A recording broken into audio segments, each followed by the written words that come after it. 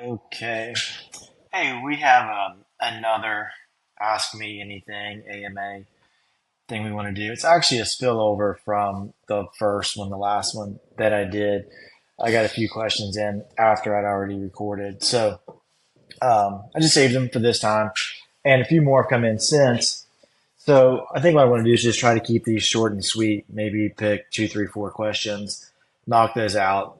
So I want to try to keep these at maybe around the 15-minute uh, realm of things. So we'll see how that goes. Maybe make them a little short, sweet, digestible. So, or maybe I'll just start rambling and we'll be here for hours. So, all right, first question.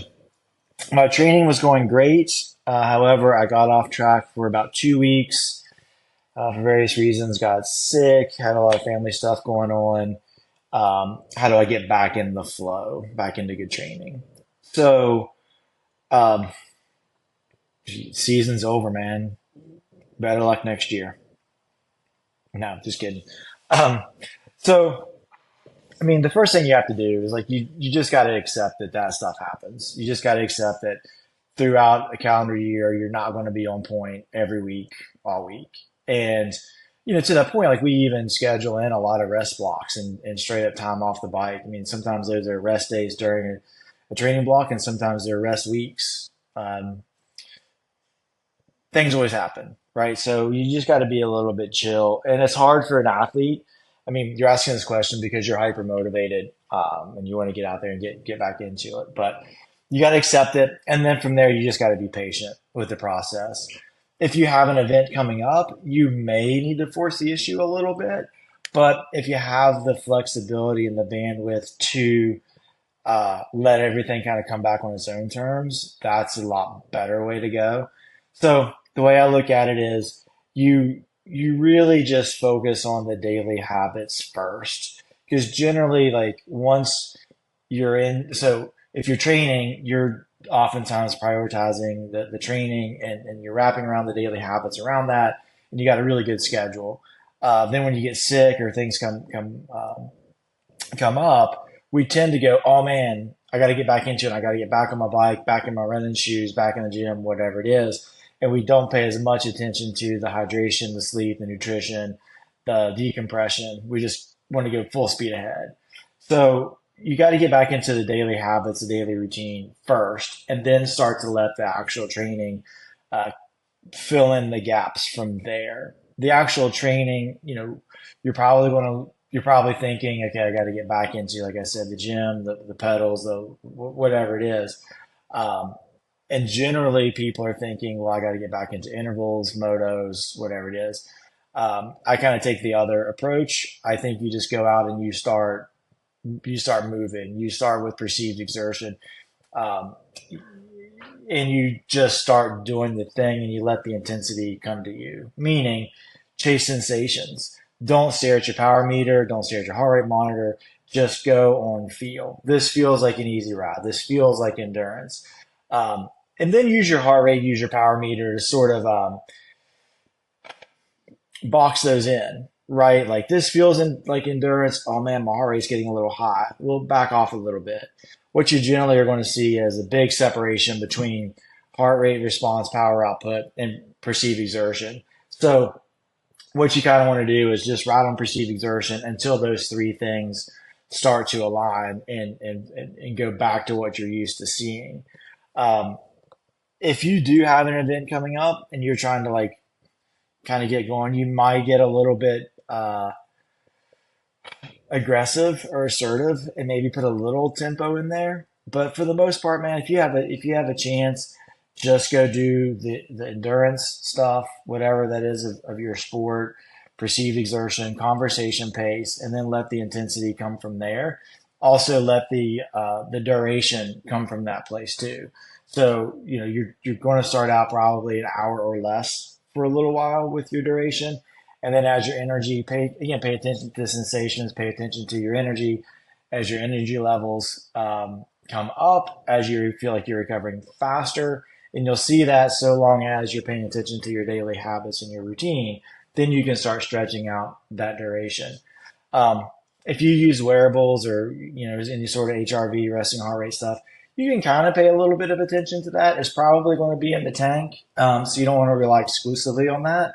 Um, but it's worth kind of looking at. Maybe get up, assess how you're feeling, get in your daily routine, kind of get rolling, and then later on mid morning, then maybe look at what your wearable has to say. Again, if you're using a wearable. So yeah, patience, patience, patience. It's a long year. Don't force the issue. Um, Next question: what kind of gym work should I do? That's a really big, broad question, and that's a big, big question. And yeah, I don't. There's so much that factors into this: age in sport, um, experience with lifting weights. There's like that's such a big question, but I think it's an important question. So I'm going to kind of try to answer it in as macro and micro as possible. So the first, like I said, like what is your experience? What is your age? Those factor in a lot. And then from that, generally, you can figure out what your goals are. Like, why are you lifting weights? What kind of gym? Why are you doing gym work? Are you wanting to look good for spring break, or are you wanting to do better at Unbound or cross season or GNCCs? Like, what is it that you're trying to do? And that'll have everything that like that question that you ask yourself will have everything to do with the answer I'm able to give you. Still, I'm going to try to get into like a little bit of things to pay attention to, simply because it is a great question, and and there is a lot of really bad information out there and bad technique and all that stuff. So the first thing is generally the type of gym work that you're going to do is not on Instagram. It's not, I mean, it's, there's some really cool looking stuff on Instagram, but it doesn't really carry over very well or at all for what an endurance athlete needs. Again, it looks great. It's really not what we're doing. From there, there needs to be some logic and some progression around it. You can't just say, okay, today we're doing this, and then okay, today we're doing this, and I've seen trainers, they go in and they just create like a really hard workout. Well, if your goal is to just feel tough that day, then maybe that was a good workout. Maybe that made sense. But uh, for muscle growth, for physiological sake, that's usually not a great way to go. Actually, it's never a great way to go. You're just doing stupid shit for the sake of doing stupid shit. So it has to have some progression, and it needs to be founded in some methodology. So you know, pay attention to that. Like, am I just seeing stuff on Instagram, or does this make sense for what we're trying to do? Um, you need to. So the answer there is like, what kind of gym work makes sense, and then from there, what kind of gym work will you actually do? And at that point, you need to kind of pay attention to what the barrier to entry is, right? Like some people have home gyms and it's super efficient for them. They grab some dumbbells, some kettlebells, jump rope, whatever it is. They crank it out at their house. Um, some people they need to go, they need to invest, and they need to go walk through a gym door. They need to get away from the distractions at their house, and so figuring out your setting where you can do the gym work um, is important. So do you want to work out at home, or do you want to work out in the gym? And then from there, you need to look at what barriers of entry you may have equipment wise. Are you going to look at bands, TRX, dumbbells, kettlebells, etc.? Um, so once we've kind of established that, there are some things that you really need to consider as you go into to doing gym work. You need to pay really close attention to form. Um, maybe you're doing this on your own. Um, YouTube videos can be helpful for form, but it would be good maybe to just get like one consult if you can swing it with a trainer, with an actual trainer, not an anecdotal trainer. Um, some people can do that through video online, especially if you're working out from home. It may be worth going to your gym and just say, hey, I just need some help getting started. I don't want to hurt myself. Um, And so pay attention to form and then proper range of movement and start slowly. Um, really spend the time to not only get the range of motion and the movement down, but also prep and condition your connective tissue. Starting out, that's probably going to be the biggest limiting factor, aside from maybe time and actually doing it. But for watching your progression or feeling like you're making progression, your connective tissue, your tendons, your ligaments, like they need time to adapt. So just go slowly and kind of temper your enthusiasm a little bit with kind of how quickly you think this may go. Once you've gotten into that kind of like that setting, then you can get a little bit more specific and things you need to pay attention to, or like tempo, and then that kind of morphs into time under tension.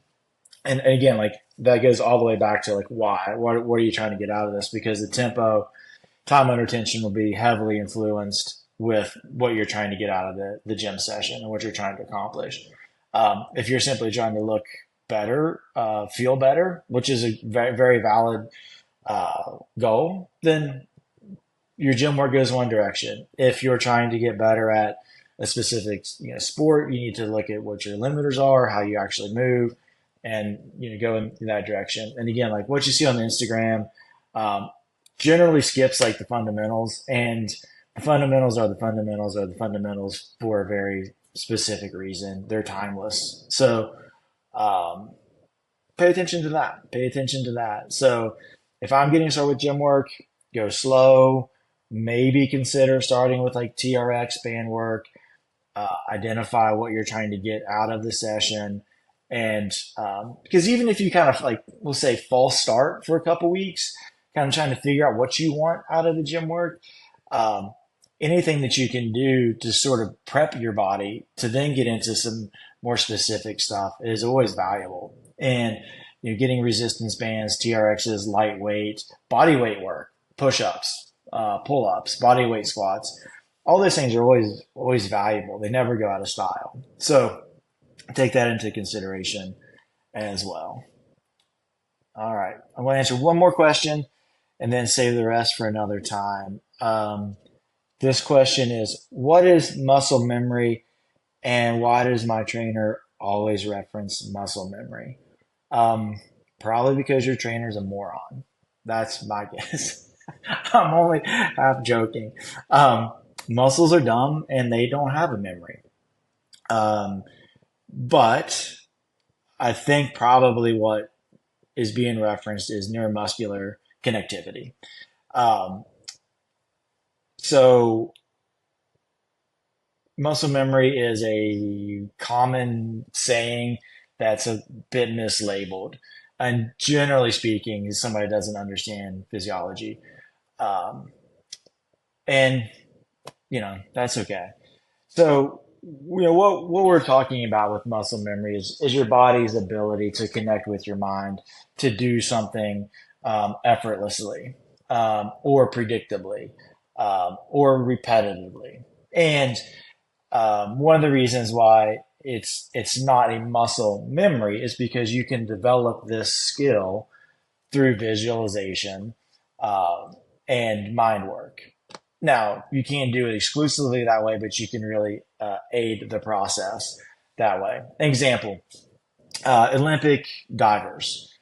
Uh, they don't simply dive, you know, all day, every day. They can't. They'll get head injuries, TBIs, concussions, hitting the water that many times.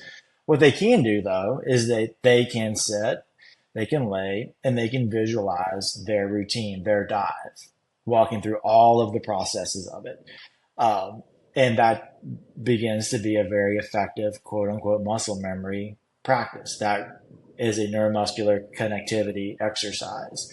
So that when that person does go out to dive, they have a reference point. They have memory of it. They've gone through those processes. So that's now, of course, whenever you go out and like let's say you're dribbling a basketball, you're shooting a foul shot, you're doing turn drill tracks. Of course, your muscles are active and you're learning a skill and you're carving out neuromuscular pathways for that skill to then get repeated at ease without you necessarily have to think about it. but it's the process of the mind being engaged. And so this is one reason why when you're doing high intensity work, like say a turn drill track, or high stakes work, it's important that your mind is clear, your mind is free, you're mentally engaged, you're not overly tired. So yes, safety wise, but then also being able to develop that skill. So, we're all familiar with the idea that practice makes perfect, and that's not entirely true. Perfect practice makes perfect, right? Because you can go out and practice a bad skill, you can visualize the skill being executed poorly, and then that's what gets created. But going and visualizing the skill getting executed perfectly, going out and perfectly executing the skill, then it gets executed, repeated, etc., more precisely in the future.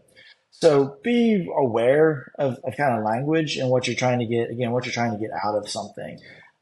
It's not just going out and like doing this thing and expecting, okay, now my muscles have memory, because again, muscles are dumb.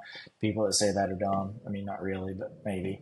And, but yeah, just kind of pay attention to that. And also keep in mind that and maybe we'll pause here and I'll bring in like the next part of the AMA, which gets more into active versus passive skill development. And but here's an interesting opportunity to kind of talk about or start to think about, we'll say, active versus passive skill development. Actively thinking about what you're trying to do, actively thinking about, whatever it is, where your elbow needs to be, where your knee needs to be, where you need to be looking, all those kind of things. So you can create that visually through a meditative session of sorts, and then you can create that out on the track or on the basketball court or wherever it is. And actually going through and putting your body through the motion. So there's two aspects there. And generally, it's just from my observation, when people just really drill down on the concept of muscle memory, it's a little bit lazy application of the whole thing. But yeah, so muscles don't have memory. Your mind does. Visualize it, execute it. And yeah, so I'm going to pause here. I'll gather up some more questions for next time, and we'll get them answered. Keep sending them in. Thanks.